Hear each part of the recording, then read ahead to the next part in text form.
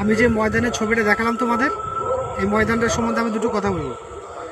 আমরা হুমায়ুন সাহেবের কথা শুনে বহুত লোক আমরা দেখা যাচ্ছে সেই বেলডাঙ্গার মসজিদে যাচ্ছি, বেলডাঙ্গার মসজিদ থেকে গাদা গাদা টাকা নিয়ে আসছে। কিন্তু এই যে দেখো, এই যে আমাদের এখানে বাপ ভাই বোন বন্ধুদের সব মাটি দেওয়া আছে, এখানে সবাইকে মাটি দেওয়া আছে। এখানে মাটি দেওয়ার জায়গাটা সবসময় ফাঁকা, সবসময় ফাঁকা। এখানটায় যদি ঘেরাঘুরোর জন্য যদি 100 টাকা 200 টাকা 10,000 টাকা পর্তা ফেলা হয়, তাহলে তারা কী করে পিছিয়ে যায়। কিন্তু আমরা গাড়ি গাড়ি লরি লরি ইট নিয়ে আমরা চলে যাচ্ছি সেই বেলডাঙ্গায়, কিন্তু সেখানে গিয়ে মসজিদ করার জন্য ইট দিয়ে আসছি।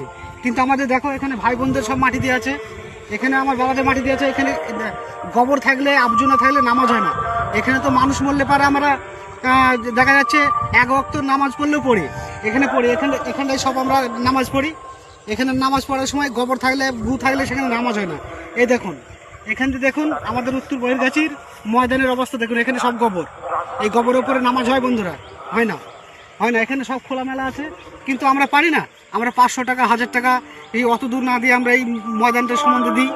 আমাদের দৃষ্টি আকর্ষণ করার দরকার আমাদের এই ময়দানে, তাই তো? অ্যাকচুয়ালি মানুষের ভাবভঙ্গি হচ্ছে আলাদা। রাজনীতির নেতাদের পিছনে দৌড়তে হয়। আমাদের সমাজে যদি কোনো মেম্বার প্রধান কিংবা দেখা যাচ্ছে আরও অনেকে আছে, তাদের দৃষ্টি আকর্ষণ করছে আমি এই ময়দানের উপরে। আমাদের উত্তর বহির্গাছি হোক, যে কোনো গ্রামেই হোক, যদি ময়দানে এরকম খোলামেলা থাকে, এগুলা কিন্তু উচিত নয়, এগুলো উচিত নয়। এর উপরে মানুষে গরু চড়াচ্ছে, ছাগল চড়াচ্ছে, দেখা যাচ্ছে মানুষ অনর্থ করে এসে পোষ্য ফিরে দিচ্ছে।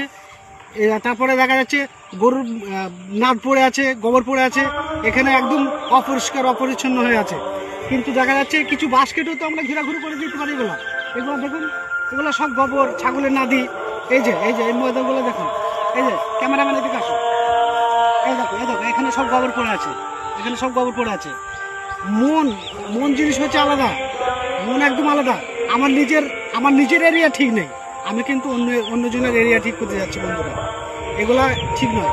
আমার নিজে বাবা মা খেতে পায় না, আমি কিন্তু কোথায় অন্যজনের বাবা মায়ের খোঁজ নিতে যাচ্ছি। এগুলো ঠিক নয়। এগুলো হচ্ছে মুখে মুখোশ পরা শয়তান, মুখে মুখোশ পরা শয়তান বলা হয়। আমি যদি এখান থেকে একটা ঘেরাঘুরি করে দিই, এখান থেকে ছাগল ঢুকতে পারে না, মুরগি ঢুকতে পারে না, ধান ঢুকতে পারে না, ট্র্যাক্টরে করে ইট নিয়ে চলে যাচ্ছে ওখানে। কিন্তু আপনাদের যদি ইট দেওয়ার ইচ্ছা থাকে, কিছু দেওয়ার ইচ্ছা থাকে, তাহলে সমাজের লোককে বলবে যে আমাদের এই ময়দানটা ফাঁকা আছে, এই ময়দানটা ঠিক করা উচিত। কি বলবো বন্ধুরা, এগুলো সব ফাঁকা, দেখুন এগুলো সব ফাঁকা, সবই ফাঁকা, সব ফাঁকা। এখান থেকে ছাগল চড়ায়, মুরগি চড়ায়, হাঁস চড়ায়, সব কিছু চড়ায়।